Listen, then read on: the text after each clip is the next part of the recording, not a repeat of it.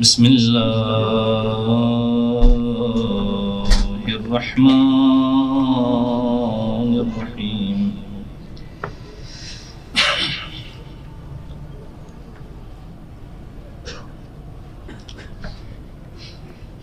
الحمد للہ رب العالمین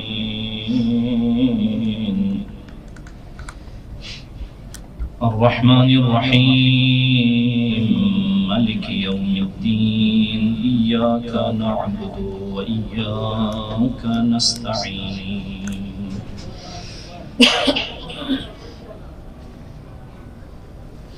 وصل اللهم على حبيبك ونجيبك وسيد خلقك وخاتم رسلك محمد وآله الطيبين الطاهرين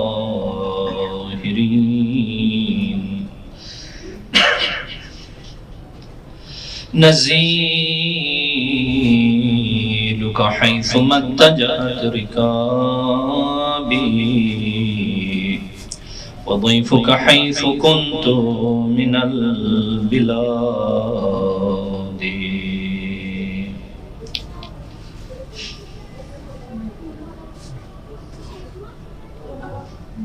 يا أيها العزيز مسنا وأهلنا الضر وجئنا ببضاعة مزجاة فأوف لنا الكيل وتصدق علينا إن الله يجزي المتصدقين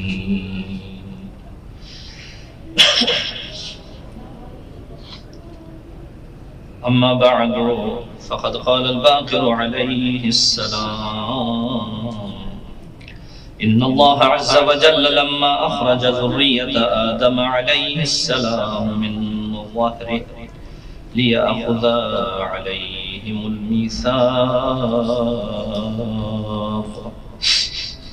صلوات على محمد وعلى بيت محمد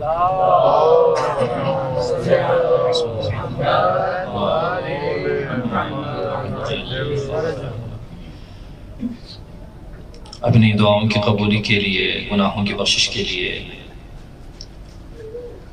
عمر میں، رزق میں، علم میں برکت کے لیے، ہر لحظے کی کامیابی کے لیے ایک مرتبہ سے صلوات پڑھے محمد و اہل بیت محمد پر۔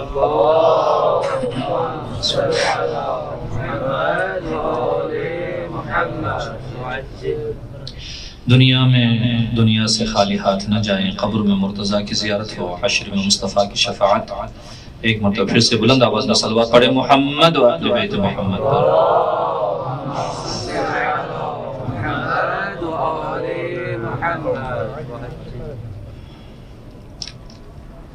خداوند عالمین سے دعا کرتے ہیں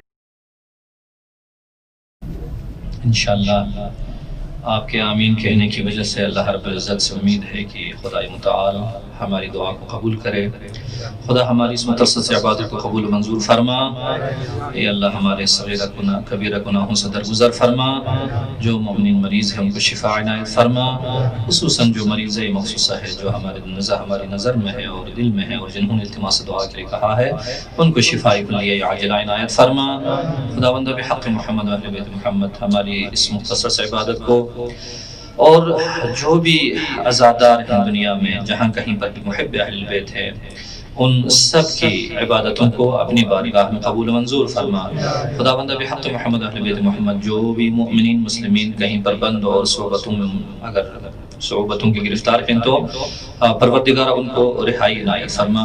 خداوند بحق محمد اہل بیت محمد انقلاب امام، اس انقلاب کو عظیم انقلاب کو انقلاب امام زمان تک متصل فرما۔ خداوند وطن عزیز پاکستان کی حفاظت فرما، علماء حق کا سایہ ہمارے سروں پر تعدیل قائم فرما۔ خداوند فقہاء کرام مجتہدین اعظام خصوصاً رہبر معظم انقلاب کو طول عمر و برکت عنایت فرما۔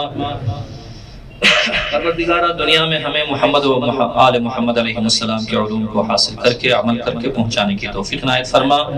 پروردگارہ دنیا میں محمد و اہل بیت محمد کے قبور کی زیارت نصیب فرما، آخرت میں ان کی شفاعت نصیب فرما۔ ایک سب مل کر ایک مرتبہ صلوات پڑھے محمد و اہل بیت محمد کی ذات۔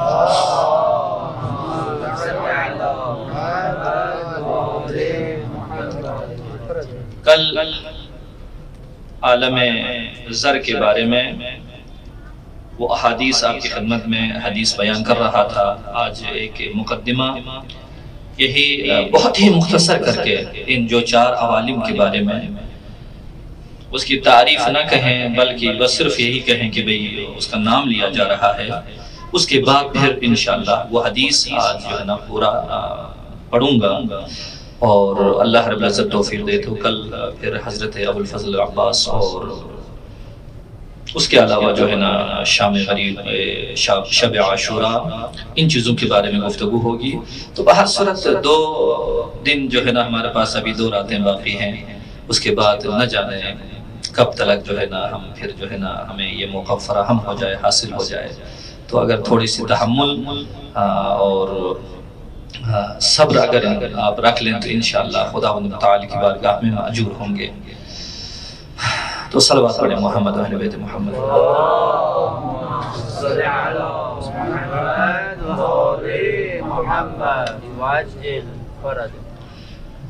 کل عرض کیا تھا کہ ہمارے جو عوالم وجودیہ ہے ان میں 4 عوالم ہمارے پاس موجود ہیں.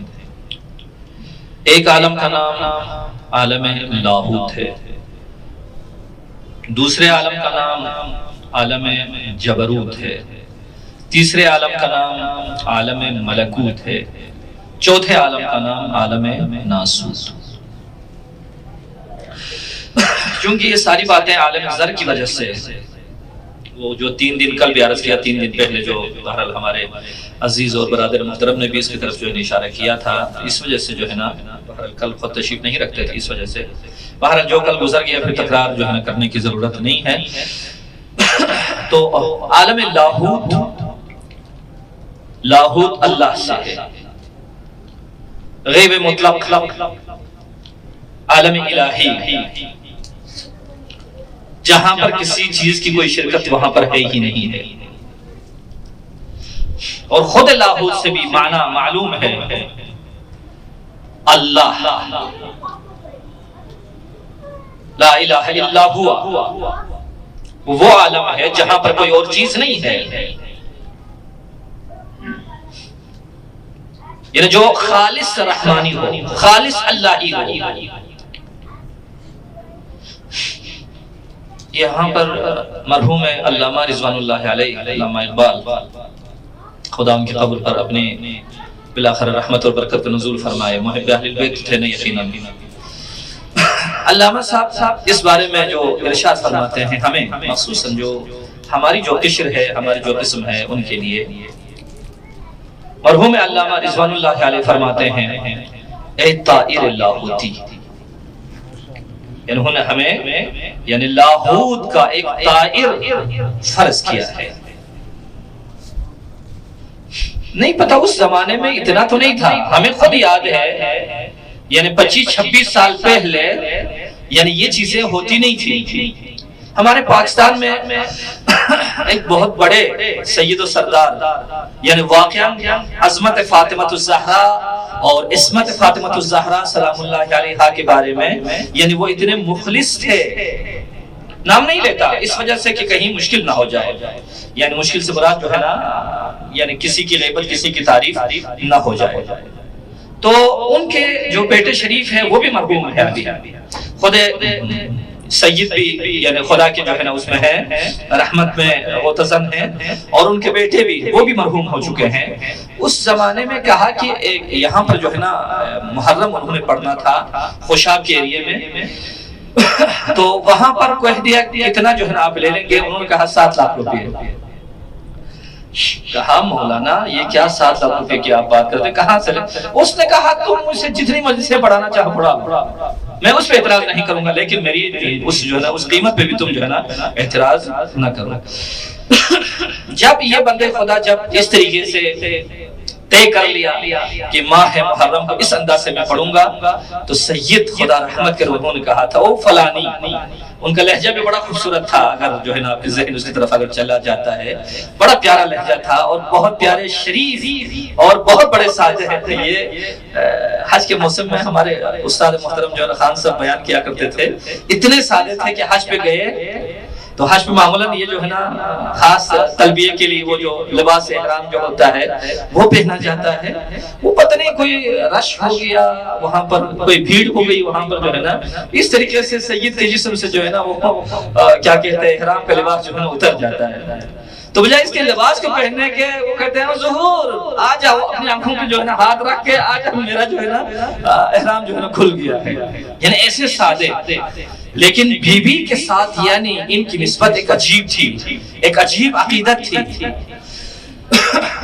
چاند کا مسئلہ بہت معروف ہے کہ انہوں نے فرمایا تھا کہ بھائی چونکہ ان لوگوں نے بی بی کو قبول نہیں کیا ہے لہٰذا ہم ان کے چاند کو بھی قبول نہیں کریں گے. یعنی اس حد تک. بہرحال سید نے اپنے بیٹے سے کہا او فلانی, میں دیکھ رہا ہوں تمہاری رگوں کے اندر جو ہے نا شیطان دوڑ رہا ہے. طائر لاہوت ہونا, پتہ نہیں مرحوم علامہ کے ذہن میں کیسے یہ باتیں آ گئی کہ کل کو جو ہے نا ایسا ہونا تھا, ورنہ اس زمانے میں یقیناً جو ہے نا اتنا نہیں تھا جس طریقے سے آج جو ہے نا مجلسیں بک رہی ہیں اور بیچ رہے ہیں, اس طریقے سے نہیں تھا.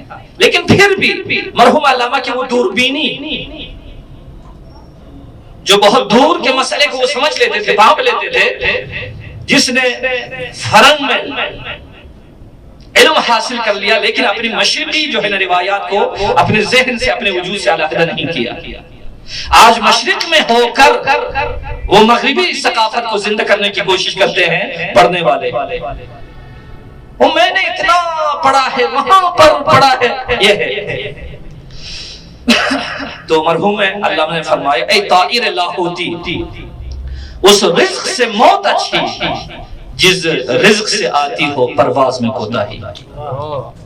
یعنی یقیناً اگر آپ جو ہے نا طائر لاہوت اگر ہیں اور خداوند عالمین کی اس فضا میں, اس جو میں اگر پرواز کرتے ہوئے خدا کی اگر خدمت کریں گے, رسول کی اگر خدمت کریں گے, ائمہ ہدی علیہ السلام کی خدمت کریں گے, تو پھر ہمیشہ وہ کام کریں سینہ تان کے چل سکے آگے. آپ کے سامنے جو آ جائیں, جو بات کرے اس کو جواب دے سکے.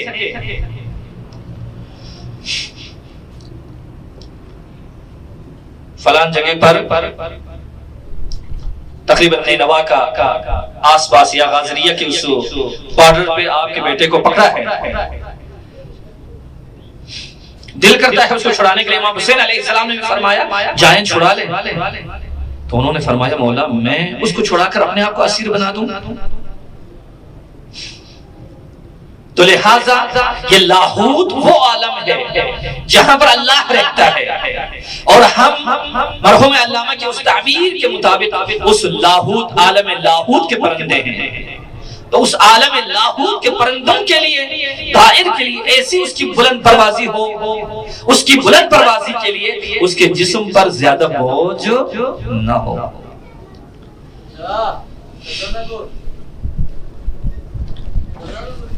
مدائن میں یہ تسفون جو ہے عراق کے اندر مدائن سے دور نہیں ہے, جناب سلمان کو وہاں پر والی بنا دیا تھا. تو ایک سیلاب آ گیا مدائن میں, ایک سیلاب کا ریلا آیا, لوگ بھاگے, ادھر دوڑے ادھر دوڑے, کیا کریں, اپنے جو ہے نا کیا کریں, جانوروں کو لے جائیں, گھر کے ساتھ اسباب کو لے جائیں. سکون کے ساتھ جناب سلمان جا رہے ہیں. کیا ہاتھ میں ایک لوٹا ہے اور ایک عصا ہے اور یہاں پر ایک گلیم ہے. اسی وقت حضرت نے فرمایا تمہارا بھی اگر بوجھ کم ہوتا تو میری طرح آسائش کے ساتھ گزر جاتے. ہم نے اگر جنت میں جانا ہے وَلَا تَزِرُ وَازِرَةٌ وِزْرَ أُخْرَىٰ, کھاتا وہ کوئی ہے, پیتا کوئی اور ہے, جمع ہم کریں. میں آپ سے پوچھتا ہوں, آپ جو بڑے شہر کے بڑے شہر نشین ہوں, آپ کا بہت بڑا مقام ہے, آپ کا اقتصاد بہت مضبوط ہے, مجھے آپ خود بتائیں آپ کے گھر سے آپ کو کتنا خرچہ ملتا ہے؟ میں نے تقریباً 2 سال پہلے ایک اسی سلسلے میں پوچھا تھا ایک سوالات لڑکوں سے, تو یہاں سے اگر نہ بھیجے تو ادھر سے کوئی جو ہے نہ بھیجنے والا نہیں ہے.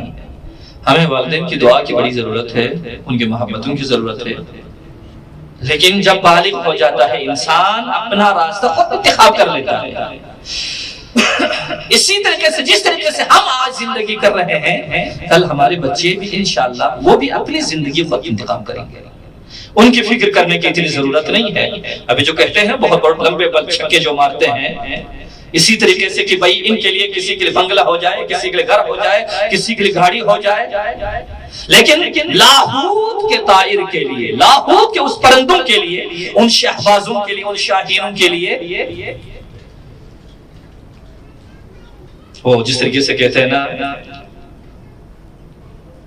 نہیں تیرا نشیمن قصر سلطانی کی گنبد پر، تو شاہی ہے بصیرہ کر پہاڑوں کی چٹانوں میں، جہاں سے وہ قصر بھی نظر آئے، وہ گنبد بھی نظر آئے، دنیا کی ہر چیز نظر آئے، اتنی دوربین، اتنی آنکھیں تیز ہو، بصیرت ہو انسان کے پاس۔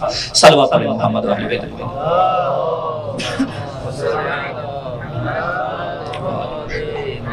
بس یہ عالم لاہوت۔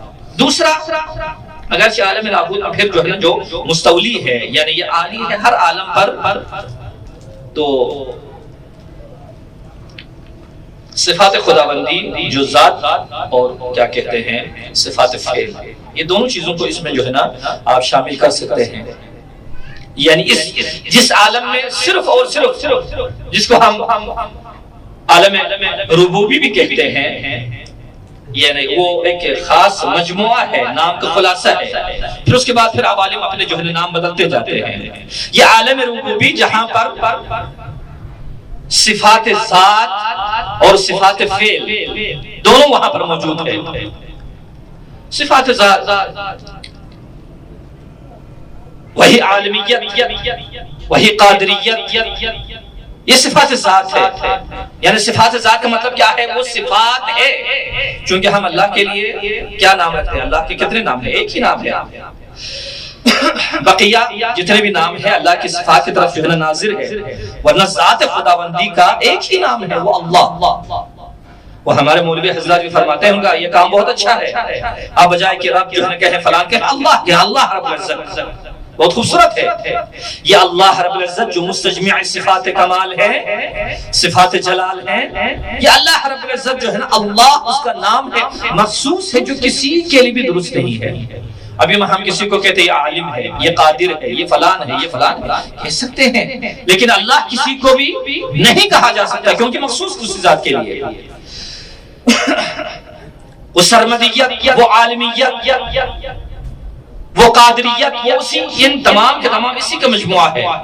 اللہ ہے، قادر ہے، اللہ ہے، عالم ہے، لیکن جو صفات فعل ہے، صفات فعل عالمیت اور قادریت کے اندر سے یہ چیزیں نکل آتی ہے۔ دیکھیے ایک انسان کسی کام کو انجام دیتا ہے، اس کے پاس دو صفت ہونا ضروری ہے۔ وہ دو صفت کیا ہے؟ ایک علم، ایک قدرت۔ اس کے پاس قدرت موجود ہو، اس کے پاس علم موجود ہو۔ یہ اگر دو چیزیں نہیں ہیں تو پھر وہ کچھ بھی نہیں کر پائے گا۔ وہ اس وجہ سے کہ میرے پاس علم ہے لیکن قدرت جسمی نہیں ہے۔ ذہن اگر پرواز کرتا ہے پرندوں کی طرح، لیکن قدرت جو نہیں ہے، ایک پروجیکٹ میں کام نہیں کر پاتا ہوں، کچھ بھی نہیں کر پاؤں گا، لیکن میرے پاس اقتصادی قدرت ہے، افرادی قدرت ہے، جسمی قدرت ہے، ذہنی قدرت ہے، ہر قدرت کا مجموعہ ہوں، لیکن میرے پاس علم نہیں ہے، میں جانتا نہیں وہ کس کو اس طرح سے بنانا ہے۔ لہذا اللہ رب العزت کی جو صفات فعل ہے، آپ آگے سے لے کے جائیں، چلتے جائیں، حتیٰ کہ دعائی مبارکہ جوشن کبیر میں دیکھیں، وہاں پر 1000 نام جو ہے نا بالاخرہ اللہ رب العزت کے صفات فعل کی طرف دیکھیں تو یہ سب کا مجموعہ، سب کی بازگشت اسی عالمیت اور قادریت کی طرف ہے۔ یعنی اس کے پاس قدرت موجود ہو، اس کے پاس علم موجود ہو۔ بہرحال زیادہ جو ہے نا گفتگو کرنے کی ضرورت نہیں ہے۔ اس کے بعد عالم لاہوت کے بعد جبروت۔ عالم جبروت یہ ایک جبران کے لیے عالم ممکنات محتاج ہے۔ عالم ممکنات میں نقائص موجود ہیں، ان نقائص کو دور کرنے کے لیے اللہ رب العزت نے ایک عالم کو وہاں پر بنایا جو فرشتوں پر یعنی وہ مشتمل ہے، جن کے پاس نقائص موجود نہیں ہے سوائے احتیاج اور فقر کے۔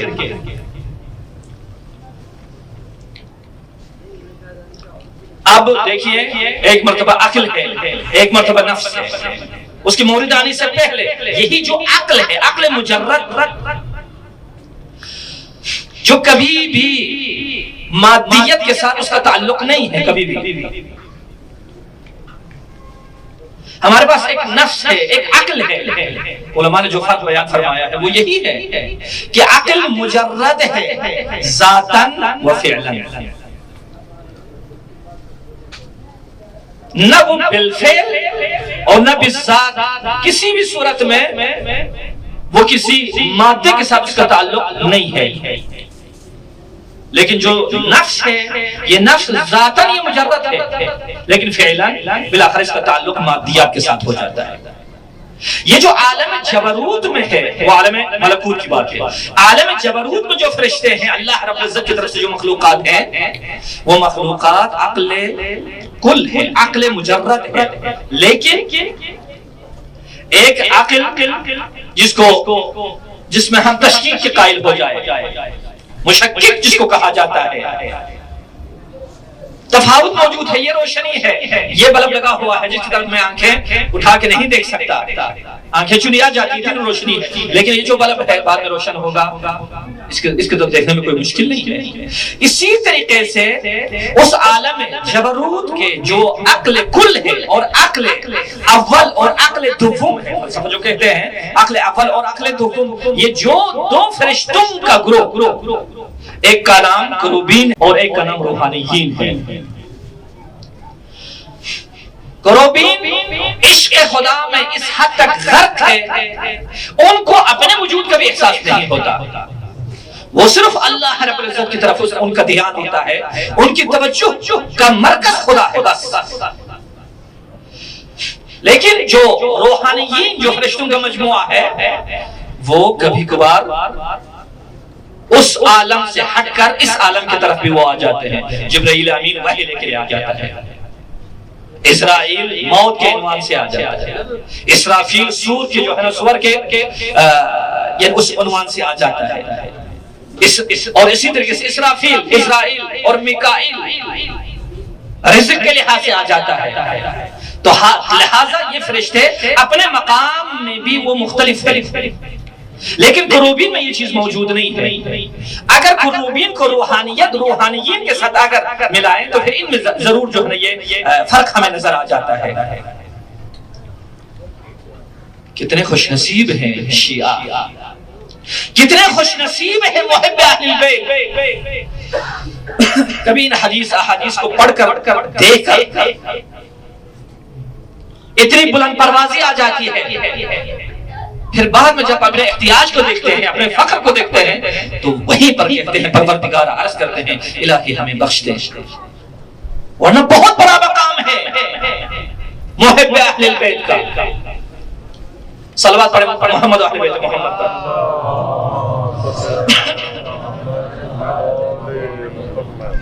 وسائل الدرجات کی وہ تک جلدی کتاب جو ہے اس میں سے ایک حدیث کو نقل کر رہا ہوں آپ کی خدمت میں، یہی کروبین کے بارے میں، روحانیین کے بارے میں نہیں. امام صادق علیہ السلام ارشاد فرماتے ہیں ان الکروبین کروبیین قوم من شیعتنا من الخلق. یعنی واقعاً انسان دنگ رہ جاتا ہے، کیا کہا جائے یہاں پر. کروبین ہمارے شیعوں میں سے ایک قوم ہے، خلق خدا میں سے، وہ بھی خلق اول. یہ تو آپ کو معلوم ہے نور محمد علی علیہ السلام اول ما خلق اللہ نوری یا علیحدہ، حتیٰ کہ آدم سے 40,000 سال پہلے علی علیہ السلام کا وجود تھا. اسی وجہ سے لوگوں نے آ کر پیغمبر پہ اعتراض کیا، یا رسول اللہ کیسے باپ سے پہلے بیٹے کا وجود آتا ہے. حضرت آدم ابو البشر، اللہ کے رسول نے فرمایا ایسا ہی ہے، کیا کریں، یہ اللہ رب العزت کا فیصلہ ہے، یہ اللہ رب العزت کی قدرت اور مشیت ہے. تو لہذا انسان سے پہلے فرشتوں کا وجود تھا. انسان سے پہلے یعنی نور محمد علی علیہ السلام کے بعد جس کو سب سے پہلے خلق فرمایا وہ فرشتگان ہیں، وہی کروبیین ہیں. تو لہذا فرماتے ہیں خلق اول میں سے ہمارے شیعہ ہے قربین، ہمارے شیعوں کی ایک قوم ہے، گروہ ہے، جعلہم اللہ خلف العرش، اللہ رب العزت نے جیسے ان کو خلق کیا عرش کے پیچھے ان کو مقام دے دیا۔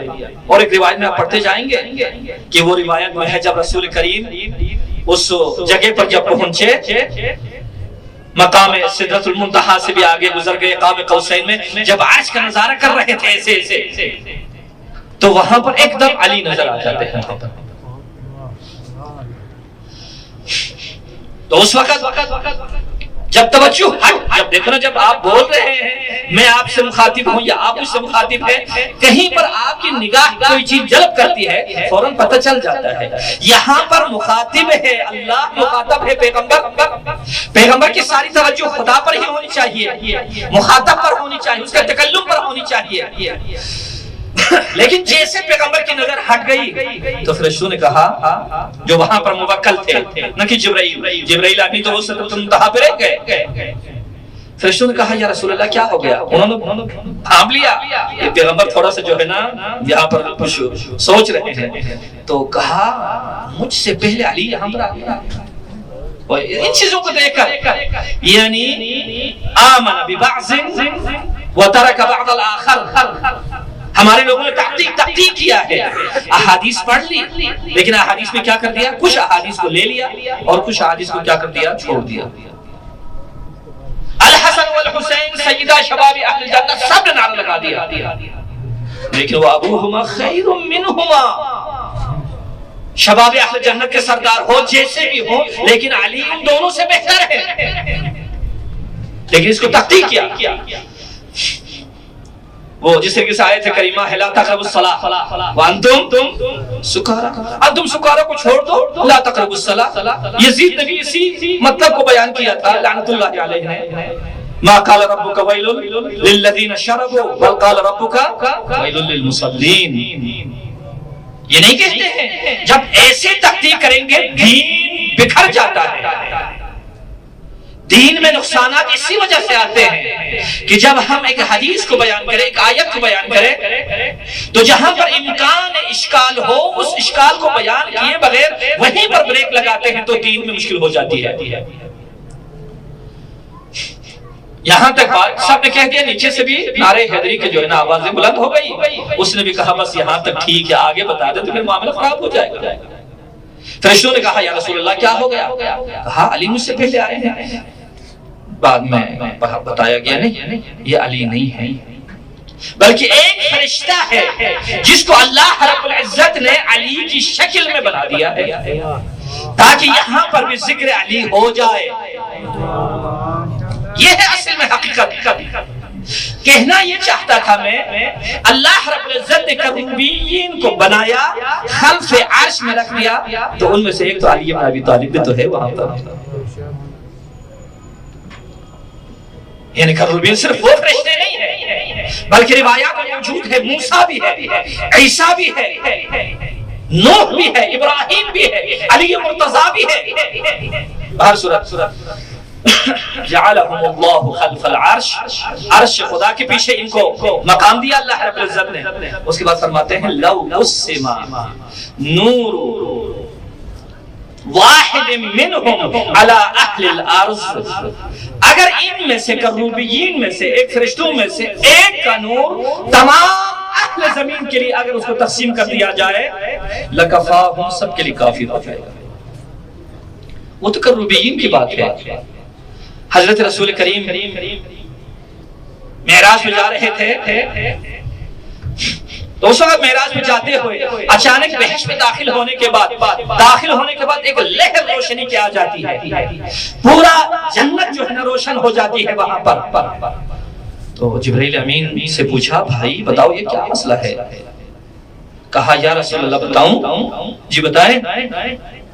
عرض کہ یا رسول اللہ، اللہ رب العزت نے سلمان فارسی کے لیے اور ابو ذر کے لیے، مقداد کے لیے جنت میں حوریں بنائی ہیں، اور یہ مقداد کی جو اس کے لیے جو حور بنائی گئی ہے اس حور نے کبھی بھی تبسم نہیں کیا تھا، لیکن آج وہ کسی مطلب کی خاطر آج خوشحال ہوئی، اور اسے تبسم کیا، اس کے دانتوں کی روشنی اتنی ہے کہ جنت، ساری جنت کو کیا کرتے؟ روشن کرتے۔ جب ایک خاتون، ایک حور جو اہل البیت کے محب کے لیے اللہ رب العزت نے خلق کیا ہے، اس کا اتنا بڑا مقام ہو، تو رسول کریم ائمہ خدا، کروبیین، روحانیین، ان کا اتنا بڑا مقام ہو۔ صلوات پڑھیں محمد اہل بیت محمد۔ اب سنیں آگے، ثم قال، یعنی اتنی اس کی روشنی ہے، ثم قال، پھر حضرت امام صادق علیہ السلام نے فرمایا، ان موسیٰ علیہ السلام لما ان سأل ربه سأل امر واحدا یا امرا واحدا من الکروبیین، لما ان سأل ربه ما سأل، جب موسیٰ نے، اس کی مثال یہ ہے، سأل ما سأل، یعنی جو موسیٰ نے سوال کیا تھا اللہ رب العزت کی بارگاہ میں، جب یہ سوال ہو گیا تو اللہ نے کیا کہا؟ امر واحدا من الکروبیین، اللہ نے اپنے اس مخلوقات میں سے، کروبیین میں سے ایک کو امر دیا تھا، تو کیا کر دیا؟ فتجلی للجبل فجعله دکا، اس نے تجلی اللہ رب العزت کے حکم سے اس پتھر پر، اور وہ پتھر جو ہے نا ریز ہو جاتا ہے، ٹکڑے ٹکڑے ہو جاتا ہے۔ یہ کروبیین جن کو امام صادق علیہ السلام نے اپنے شیعہ اور اپنے پیروکاروں میں سے ایک مخلوق قرار دیا۔ صلوات پڑھیں محمد و اہل بیت محمد۔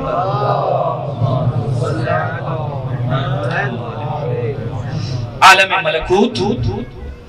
ملکوت میں، جس کو عالم برزخ بھی کہا جاتا ہے، جس کو عالم ذر بھی کہا جاتا ہے، خود ملکوت عالم مجرد ہے، خود عالم ملکوت عالم مجرد ہے، لیکن یہ جو عالم برزخ ہے، یہ جو عالم ذر ہے، دونوں کیا ہے؟ عالم مادیت ہے۔ یعنی یوں کہہ لے، حقائق امور یہاں پر ظاہر ہو جاتے ہیں، ظہور کا لباس یہاں پر حقیقت پہن لیتی ہے، یا وہ مقدار کے لحاظ سے یا شکل کے لحاظ سے۔ عالم ناسوت وہی ہمارا جو ہے نا، یہی عالم ہے جہاں پر عالم طبیعت ہے، عالم خلق ہے، اور عالم مادیت، اس کو عالم ناسوت کہا جاتا ہے۔ صلوات پڑھیں محمد و اہل بیت محمد پر۔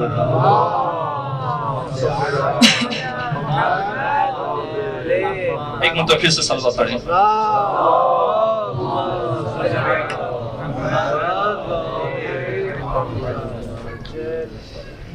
تو کل عرض کر رہا تھا اس حدیث میں جو عالم ذر کے بارے میں جو حدیث بیان کر رہا تھا، اس میں حضرت آدم نے اللہ رب العزت سے سوال کیا، پروردگارا یہ جو ذر کو تو نے بنایا ہے، اس ذرات کو تو نے بنایا ہے، ان میں سے بعض چھوٹا ہے، بعض بڑا ہے۔ ابھی شکایت ہوتی ہے، جو لمبے ہوتے ہیں ان کو اپنی لمبائی کی شکایت ہوتی ہے، جو چھوٹے قد ہوتے ہیں جن کے، وہ اپنے چھوٹے قد سے وہ شاکی ہیں، جن کا رنگ گورا ہے ان کو اپنے اس سے شکایت ہے، جن کو جو یعنی یوں کہہ لیں وہ جو جناب لقمان کی بات ہے، یعنی کبھی کوئی جو ہے نا اپنے آپ سے خوش ہے نہ دوسرے سے خوش ہے، معاملاً دوسرے کے پاس جو ہے نا دیکھ کر زیادہ خوشی ہوتی ہے، ورنہ وہی ہے ہر انسان کے لیے۔ ابھی جو لوگ ہوتے ہیں نا، یہ خصوصاً ایران میں، یہ جو ناک اوپر کر کے جو ہے نا وہ آپریشن جو کیا جاتا ہے معمولاً، ورنہ کیا اللہ رب العزت دیکھیں کہ آپ کی یہ جو ناک ہے یہاں پر یہ خوبصورت نہیں ہے تو کوئی اور ناک یہاں پر بنا لیتا ہے۔ اللہ نے انسان کو یعنی بہترین سانچے میں بنایا ہے، اور جو شکل ہے وہی شکل خوبصورت شکل ہے، اگر اس کو بگاڑنے کی کوشش کرے تو وہ شکل بگڑ جاتی ہے اصلاً۔ تو یہاں پر جناب آدم نے شکایت کی اللہ رب العزت، پروردگارا یہ کوئی سفید ہے، کوئی جو ہے سانولا ہے، کوئی جو لمبا ہے، کوئی چھوٹا ہے، یہ کیا ہے اصلاً؟ پھر اظہار نظر فرماتے ہیں یہاں پر جناب آدم، پروردگارا اگر سب کو ایک طریقے سے بنا لیتا تو کتنا اچھا ہوتا۔ اسی ایک نقطے سے ہمیں یہ معلوم ہوتا ہے، مگر ایک خدای رب العزت نے نہیں فرمایا تھا آدم کے بارے میں، فرشتوں سے کہا تھا انی اعلم ما لا تعلمون، فرشتوں میں جانتا ہوں جو تم نہیں جانتے ہو، تمہارے پاس علم نہیں ہے لیکن میرے آدم کے پاس علم ہے، لیکن اب یہاں پر آدم کے پاس علم نہیں ہے، مطلب یہی ہے مرکز علم کوئی اور نہیں ہے، صرف اللہ رب العزت ہے، علم اسی سے ہے۔ اہل البیت علیہ السلام کے پاس علم ہے، انبیاء کے پاس علم ہے، جس کسی کے پاس علم ہے، الرحمن علم القرآن، خلق الانسان علمہ البیان، یہ ساری چیزیں علم یہ اللہ رب العزت کی طرف سے ہے۔ یعنی ایک جگہ پر اللہ رب العزت اپنے فرشتوں پر افتخار کرتا ہے، وَأَنبِئْهُمْ بِأَسْمَاءِ هَؤُلَاءِ، تم بتاؤ کہ اس کا جو ہے نا کیا جو ہے نا نام ہے، جو 5 ہستی ہے یا پورے عالم کے جو ہے نا ذرات ہے، ایک ایک کر کے بتا دیا۔ لیکن فرشتے تو لاجواب تھے، وہاں پر بتا نہیں سکے۔ لیکن اب یہاں پر آ کر آدم خود اظہار کر رہا ہے، پروردگارہ ایسا ہوتا جو فرشتوں نے وہاں پر کام انجام دیا تھا، عالم ذر میں جناب آدم اسی کے مرتکب ہو رہے ہیں۔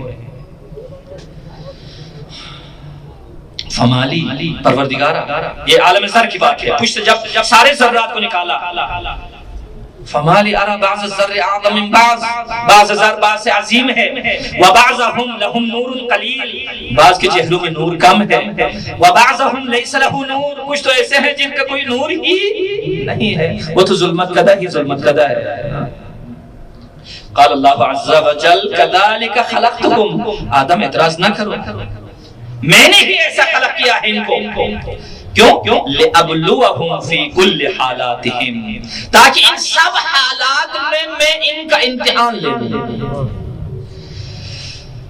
ابراہیم کا امتحان لیا، آدم کا امتحان لیا، پیغمبر کا امتحان لیا، حسین خامس آل ابا کا امتحان لیا، بہت سو کو امتحان لیا، دے کر امتحان لیا، لے کر امتحان لیا، سب کچھ اللہ رب العزت کا اپنا امتحان ہے۔ اب یہاں پر جو جبر والی بات معمولاً آ جاتی ہے کہ اس کے پاس مال ہے تو اس کے پاس مال نہیں ہے، فقر اور امیری اللہ کے ہاتھ میں ہے، یہاں پر سمجھ آتی ہے، تعویل کرنے کی کوئی بھی ضرورت نہیں ہے ہمیں۔ اللہ اس کو چھوڑ دیتے نہیں، اللہ نے اس کو غریب بنا دیا، کوئی فرق نہیں پڑتا۔ آج کی یہ روایت اگر دقت کے ساتھ آپ سنیں گے، یقیناً ساری مشکلات حل ہو جائیں گی ہماری۔ قال آدم علیہ السلام یا ربی، آدم نے فرمایا، عرض کیا، یا ربی فتأذن لی فی الکلام، پروردگار مجھے تکلم کرنے کا اذن دے دے، اجازت دے دے۔ فاتکلم، قال اللہ عز وجل تکلم، اللہ رب العزت نے فرمایا آدم گفتگو کرو، تکلم کرو، کیا ہے؟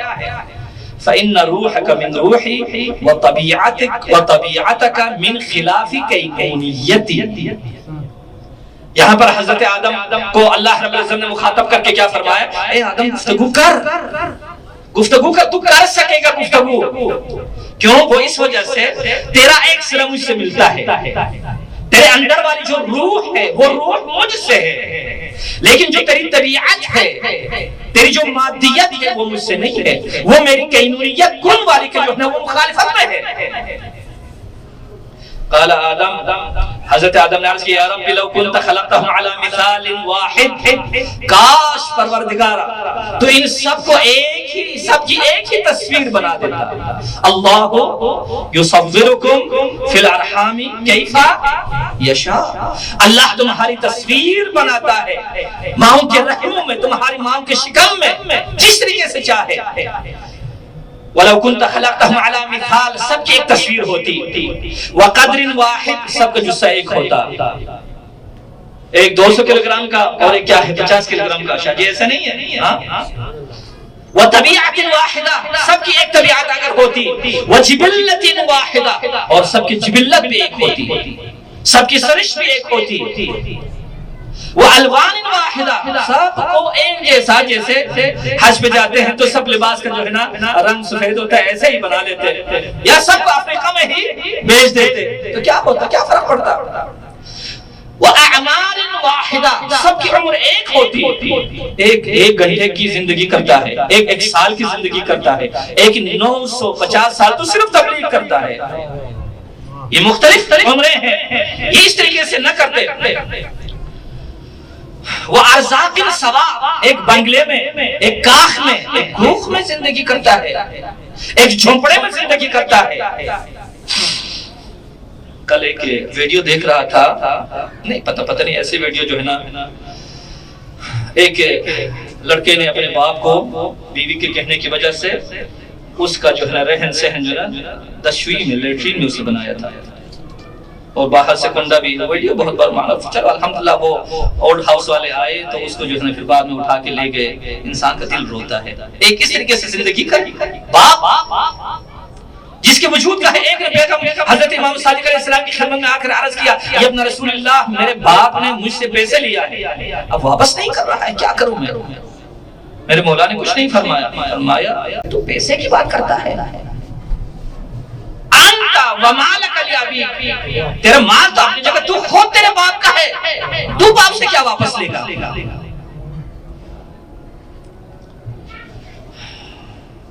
وَأَرْزَاقٍ أَسْوَاءٍ لَمْ يَبْغِ بَعْضُهُمْ عَلَى بَعْضٍ پروردگار اگر ایسا کرتا تو یہ لوگ ایک دوسرے پر ظلم نہ کرتے وَلَمْ يَكُنْ بَيْنَهُمْ تَحَاسُدٌ وَلَا تَبَاغُضٌ وَلَا اِخْتِلَافٌ فِي شَيْءٍ مِنَ الْأَشْيَاءِ یہ آج کل حسد ہو رہا ہے ایک کے پاس بڑا جو ہے نا سرمایہ ہے دوسرا حسد کرتا ہے یہ بغض ایک دوسرے کے ساتھ دشمنی کینہ اختلافات یہ کس وجہ سے؟ یہی اختلاف کی وجہ سے اور ہم بھی یہی کہہ رہے ہیں اختلاف کی وجہ سے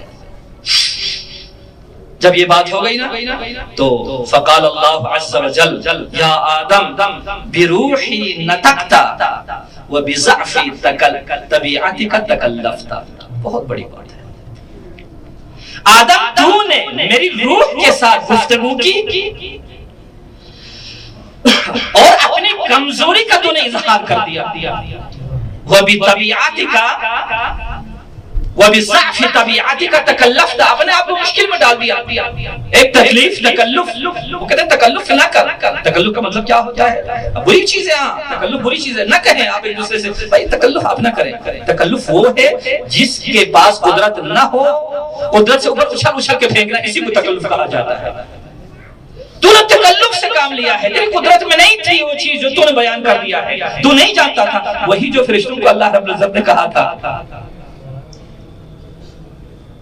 ما لیس لک بہ علم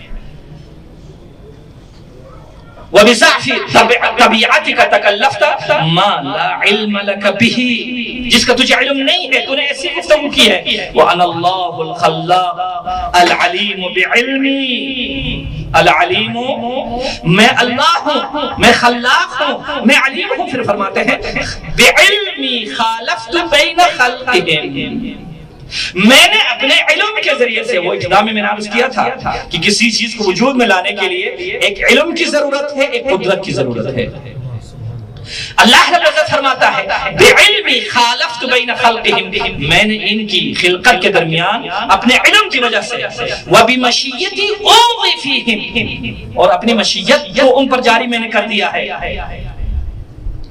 وَإِلَىٰ تَدْبِيرِي وَتَقْدِيرِي هُمْ صَائِرُونَ لَا تَبْدِيلَ لِخَلْقِي چیخو چلاؤ نہیں میری خلق کے لیے خلقت کے لیے کوئی تبدیل وغیرہ نہیں ہے وَإِنَّمَا خَلَقْتُ الْجِنَّ وَالْإِنسَ لِيَعْبُدُونِ وَخَلَقْتُ الْجَنَّةَ لِمَنْ عَبَدَنِي وَأَطَاعَنِي اور میں نے اپنی عبادت کے لوگوں کو بنایا ہے جس نے میری اطاعت کی وہ جنتی ہے وَخَلَقْتُ النَّارَ لِمَنْ كَفَرَ بِي وَعَصَانِي جو میری معصیت کرتا ہے وہ جس قبیلے سے ہو اس کا تعلق بڑا ہے امیر ہے خوبصورت ہے بچہ ہے جو بھی ہے وَلَا أُبَالِي وَخَلَقْتُكَ وَخَلَقْتُ ذُرِّيَّتَكَ مِنْ غَيْرِ فَاقَةٍ بِي إِلَيْكَ آدم تو سمجھتا ہے مجھے احتیاج کی وجہ سے میں نے تجھے بنایا ہو اور فقیری کی وجہ سے میں نے تیری ضروریت کو بنایا ہو کروڑوں پر مشتمل اربوں پر مشتمل مخلوقات کو میں نے بنایا ہو نہیں مجھے نہ تیری ضرورت تھی نہ تیری ضروریت کی ضرورت تھی وَإِنَّمَا خَلَقْتُكَ وَخَلَقْتُهُمْ لِأَبْلُوَكَ وَأَبْلُوَهُمْ میں تیرا امتحان لوں گا ان کا امتحان لوں گا اَيُّكُمْ أَحْسَنُ عَمَلًا فِي دَارِ الدُّنْيَا فِي حَيَاتِكُمْ اس دار دنیا میں کون اچھا عمل کرتا ہے کون میری رحمت کا مستحق ہو جاتا ہے اس کے لیے میں نے تمہیں بنایا ہے وَقَبْلَ مَمَاتِكُمْ وَكَذَلِكَ خَلَقْتُ الدُّنْيَا وَالْآخِرَةَ وَالْحَيَاةَ وَالْمَوْتَ وَالطَّاعَةَ وَالْمَعْصِيَةَ وَالْجَنَّةَ وَالنَّارَ وَكَذَلِكَ أَرَدْتُ فِي تَقْدِيرِي وَتَدْبِيرِي یہ ساری باتیں وہاں پر جو ہے نا اللہ رب العزت نے اپنے یعنی اپنے آدم سے یہ فرمایا اس کے بعد ایک مختصر رحیہ ہے انشاءاللہ مختصر رحیہ ہے اس کے بعد فرماتا ہے اللہ رب العزت صلوات پر محمد و حضرت محمد پر دقت کریں خالفت بین صورہم واجسامہم والوانہم واعمارہم وارزاقہم وطاعتہم ومعصیتہم جعلت منہم السعید والشقی. یہ بھی ایک بڑی مشکل بات تھی. وہ کہتے ہیں السعید سعید فی بطن امی الشقی شقی فی بطن امی. اس کی بھی یہاں پر مشکل حل ہو جا رہی ہے. والبصیر والاعمی والقصیر والطویل. یہ کہہ کے آخر میں کہتے ہیں فینظر الصحیح الی الذی بہ العاہہ فیحمدنی علی عافیتہ. یعنی جو کمزور ہے، جو فقیر ہے، جو مریض ہے، جو امتحان میں ہے، وہ اس شخص کو دیکھ کر جو مشکل میں نہیں ہے، آزاد ہے، اس کو دیکھ کر یہ اللہ رب العزت سے اپنی فقیری کو دور کرنے کے لیے دعا کرے. یا جو امیر ہے، جو صحت مند ہے، وہ مریض کو دیکھ کر، فقیر کو دیکھ کر اللہ رب العزت کا شکر ادا کرے. بر محمد و آل محمد صلوات.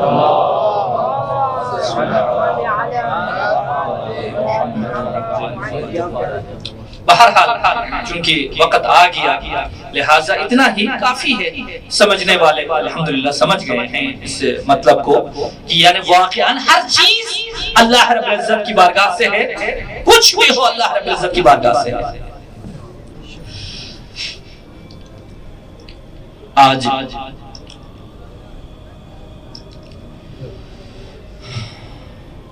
کربلا کے اس عظیم شاہزادے کا ذکر ہوگا.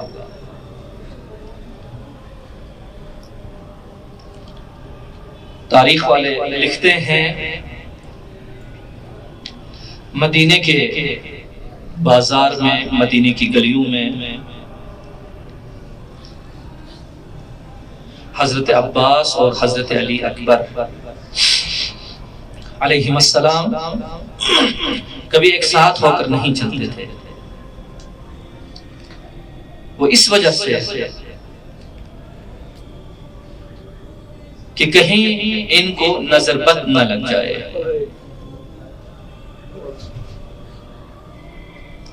اتنے حسین تھے اکبر، اتنا عظیم تھے اکبر. جوانی جو ہے نا، جو ہم کہتے ہیں جوانی، یہ جوانی تو اکبر کی شہادت کے ساتھ لٹ گئی.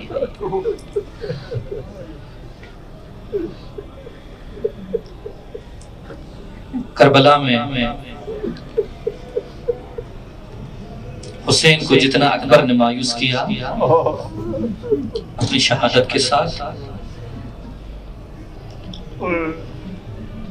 بہت عجیب بات ہے جب ایک امام معصوم ہے اکبر کی اجازت لینے کے وقت سے لے کر شہادت تک 3 مرتبہ موت کے قریب حسین سے آ گیا ہے. موت کا پسینہ حسین علیہ السلام کو آیا.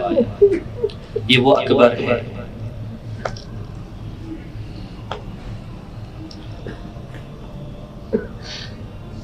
اتنا حسین، اتنا حسین. میرے استاد ہمیشہ کہا کرتے تھے منبر پہ، استاد مرحوم رضوان اللہ علیہ، وہ فرماتے تھے جب یہ لٹا ہوا قافلہ شام کے دربار میں، یزید لعنت اللہ علیہ کے دربار میں پہنچے تو سروں کو جمع کر کے سروں کی معرفی کرنے لگے وہ لوگ. یہ جناب عباس علیہ السلام کا سر مبارک ہے، یہ جناب قاسم کا سر ہے، یہ اون محمد کا سر مبارک ہے. جب نوبت حضرت علی اکبر کے سر تک پہنچی نا تو یزید نے کہا رکو 1 منٹ کے لیے، تھوڑی دیر پر رک جا. کہا اس کے باپ کو کیوں مارا ہے تم نے؟ ان کا باپ کون تھا؟ کہتے حسین علیہ السلام. کیوں مارا؟ تو لوگوں نے کہہ دیا جناب آپ نے حکم دیا تھا، اس وجہ سے مارا. اس نے دیکھ کر ایک آہ بھر کر، نہیں اس کے باپ کو مارنے کی کوئی ضرورت نہیں تھی. اس کے باپ کے سامنے اس کا گلا کاٹ لیتے تو ماں باپ تو خود بخود ہی مر جاتا. یہ اکبر ہے، یہ اکبر ہے. اور واقعاً ایسا تھا بھی صحیح. ہر شہید جب امام حسین کے پاس آ کر اجازت لینا چاہا تو اجازت نہیں دی. قاسم کو بڑی مشکلوں سے اجازت دی، اون محمد کو بڑی مشکلوں سے اجازت دے دی. شہداء کو بہانے بناتے تھے امام حسین. کسی کو کہتے کہ آپ ہمارے مہمان ہیں، کسی کو کہتے آپ میرے بچپن کے دوست ہیں، کسی کو کہتے آپ میرے بھائی کی یادگار ہیں، کسی کو کچھ کسی کو کچھ. لیکن حسین کیوں موت کے قریب گئے؟ وہ اس وجہ سے جیسے اکبر نے اجازت لی، ایک لحظے کے لیے بھی امام حسین نے صبر نہیں فرمایا، بلکہ کہہ دیا اکبر بیٹے جائیں جہاد کے لیے میدان میں. یعنی یہ امام حسین کے بہت ہی سخت تھا مرحلہ، جس کو 18 سال یا 27 سال پالا ہو حسین نے اور جی بھر کے نہیں دیکھا ہے.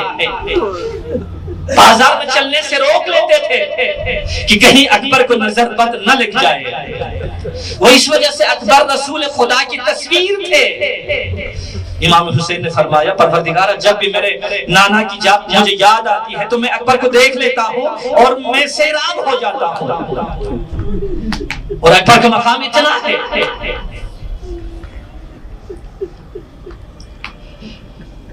اجازت مانگی اکبر نے. امام نے فرمایا بیٹے مجھے کوئی مشکل نہیں، آپ جائیں، آپ میدان کو جائیں. اکبر بیٹے جائیں، اجازت لے کے آپ جائیں. لیکن اکبر ایک چیز ہے، ذرا جا کے خیمے میں. ایک روایت کے مطابق ان کی ماں بھی تھی اور دوسری روایت کے مطابق ماں کربلا میں نہ تھی، لیکن اسی کے مطابق کہا اکبر تیری پھوپھی کا تجھ پر بڑا حق ہے، تیری پھوپھی زینب کا بڑا تجھ پر حق ہے، تیری اماں کا تجھ پر حق ہے، جائیں ان سے ودا کر کے آ جائیں. ہائی جب اکبر خیمے کے اندر گئے سب اکبر کا انتظار کر رہی تھی بیویاں. لوگوں نے بتا دیا اکبر میدان کو جا رہے ہیں تو سب جمع ہو گئے تھے اس خیمے میں اکبر سے ودا کرنے کے لیے. اللہ اکبر اللہ اکبر. کوئی وہاں علیہ کی صدا بلند کر رہی تھی تو کوئی وہاں محمدہ کی صدا بلند کر رہی تھی، کوئی وہاں اکبرہ کی صدا بلند کر رہی تھی. ایک چھوٹی سی معصوم بچی ہے، اس جم میں وہ بچی اکبر سے گفتگو نہیں کر پا رہی ہے. کبھی ادھر اچھلتی ہے کہتی ہے بھیا اکبر، کبھی ادھر سے اچھلتی ہے دامن کھینچ لیتی ہے بھیا ذرا بہن کو بھی ذرا دیکھ لے. وہ بیٹی یا رقیہ ہے، رقیہ کو اپنے سینے سے لگایا اکبر نے.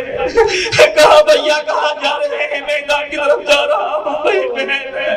اللہ اکبر. یعنی دشمن کی طرف سے راوی نقل کرتا ہے اکبر خیمے سے نکلتے نکلتے بڑا وقت لگا وہاں پر.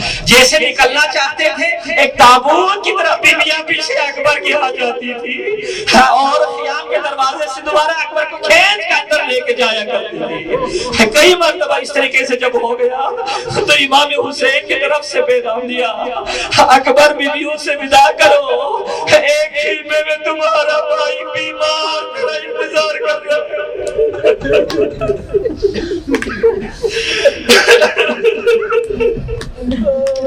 سجاد تیرا انتظار کر رہے ہیں. اکبر بیویوں کی خیمے سے باہر نکلے.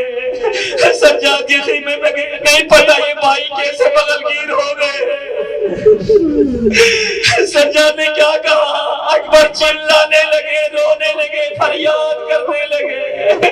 تو اس وقت کسی نے کہا مولا حسین ان دونوں بھائیوں کو جدا کرو ورنہ خیمے میں قیامت سے پہلے قیامت آ جائے.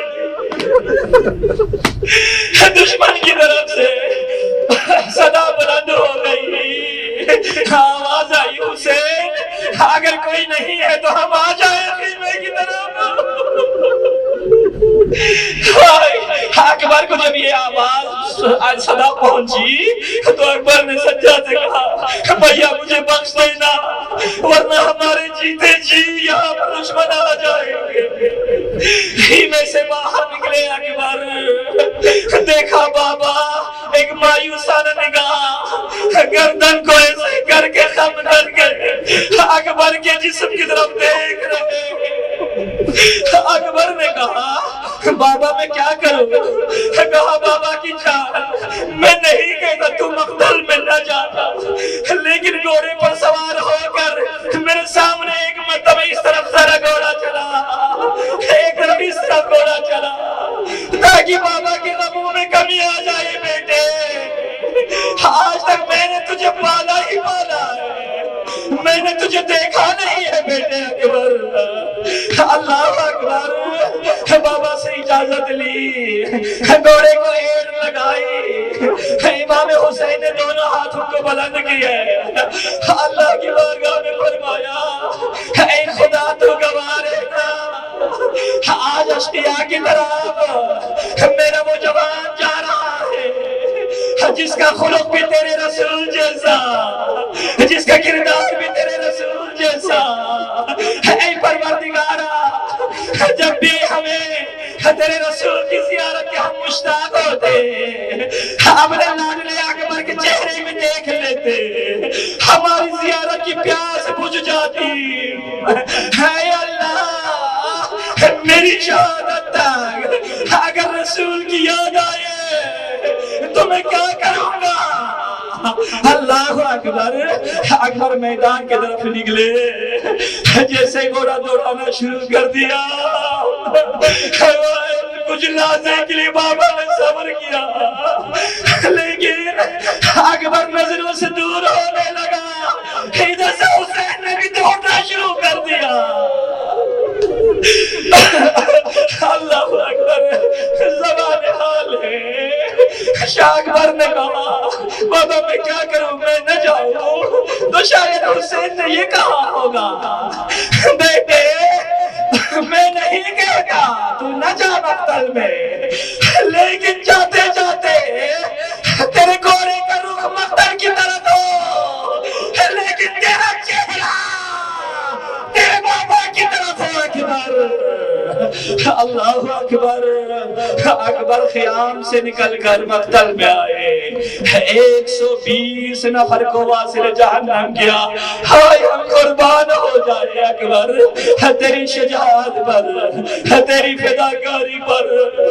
کیوں نہ حسین کو تجھ پر ناز ہو، کیوں نہ عباس کو تجھ پر ناز ہو۔ اے اکبر، یہ کہتے کہتے اکبر تھک گئے، بابا کی خدمت میں واپس آ رہے ہیں، بہت بڑا سوال کر رہے ہیں اکبر بابا سے۔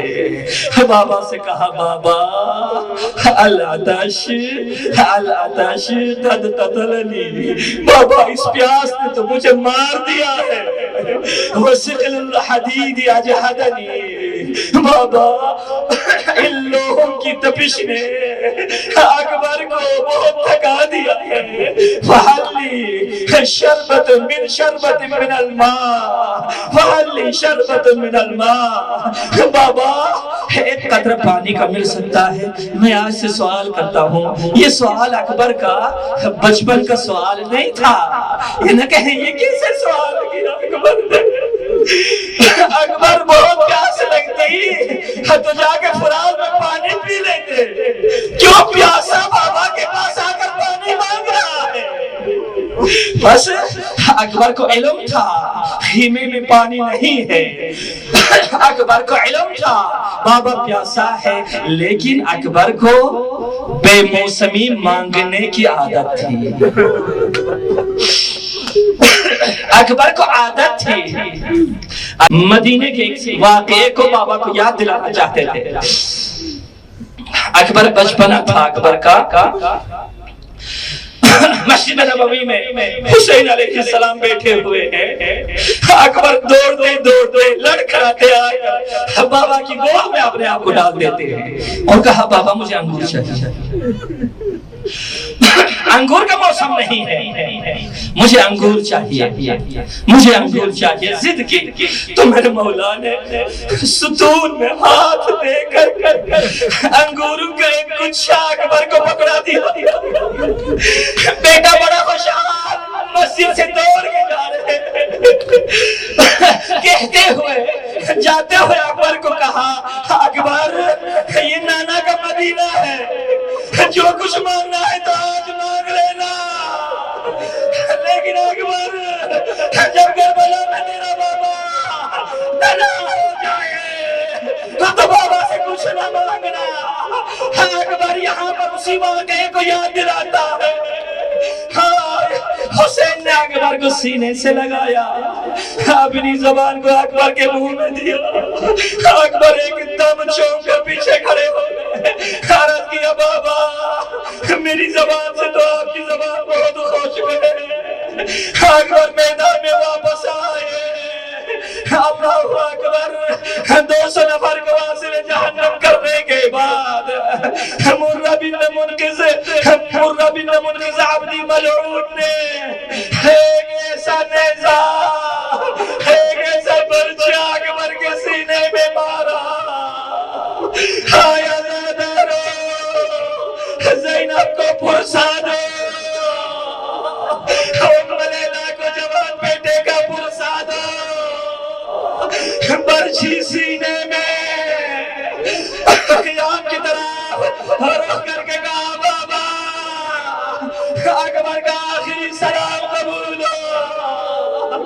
ایک غضبناک شاہین کی طرح حسین چھپٹے، اللہ اکبر، اکبر گورے کی زین سے گرنا ہی چاہتے تھے، گورے کی گردن میں ہاتھ ڈالا، اکبر کے جسم سے جو خون بہ رہا تھا وہ آپ کی آنکھوں میں گئے، آپ آگے آگے، زلجھنا پیچھے پیچھے، نرغے آدھا میں عقاب لگ جاتا ہے۔ اکبر پر ہر کسی نے شمشیر سے وار کرنے لگے،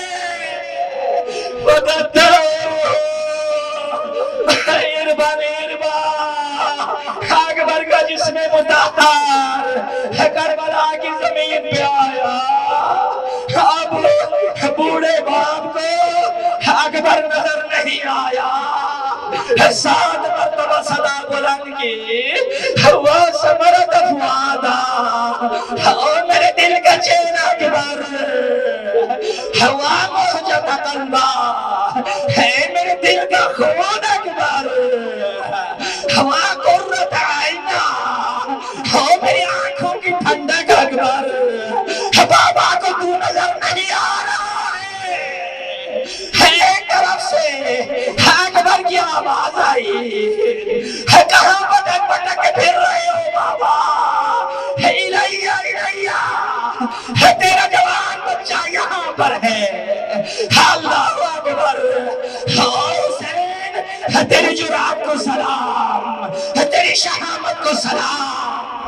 جب حسین کی نگاہ اکبر پر پڑی تو اس وقت حسین موقع پر زمین پر گر پڑے، اٹھ نہ سکے، ایک بچے کی طرح کوہنیوں کے بل مشکل سے حسین اکبر کے جسم تک آئے۔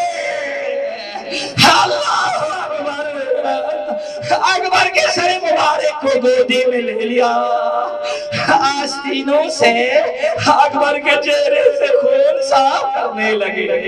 حسین کو سکون نہ آیا، اکبر کے سر مبارک کو سینے سے لگایا، بابا کو سکون نہیں آیا۔ آخر میں دیکھا میں جو بھی بول رہا ہوں اکبر سے کوئی جواب نہیں آ رہا ہے، یہ کہہ کر جلدی نزدیک سے دیکھا اکبر کی جان پرواز کر گئی ہے۔ وَوَضَعَ خَدَّهُ عَلَى خَدِّهِ، ہم نے رخسار کو اکبر کے رخسار پہ رکھا، سینے سے نیزے کو نکالنا چاہا۔ اللہ اکبر، ایک گھٹنا زمین پر، ایک گھٹنا بلند کر کے اور رخ کو مکے کی طرف کیا، ابراہیم سے خطاب کیا، اے میرے جد امجد ابراہیم، تو جب اپنے اسماعیل کو ذبح کر رہے تھے تیری آنکھوں پہ پٹی تھی، لیکن آج اسماعیل کربلا جس کی جان نکل رہی ہے، اے دادا، میری آنکھوں پر پٹی ہے، نہ میرے اکبر کے ہاتھ پاؤں بندے ہوئے ہیں، شاید غیبت سے آواز آئی ہوگی، حسین تنہا یہ کام نہ کرے، حسین تیری مدد کو تیری بہن آ رہی ہے۔ اللہ تعالی على القوم الظالمين وسيعلم الذين ظلموا أي منقلب ينقلبون. ماتم حسين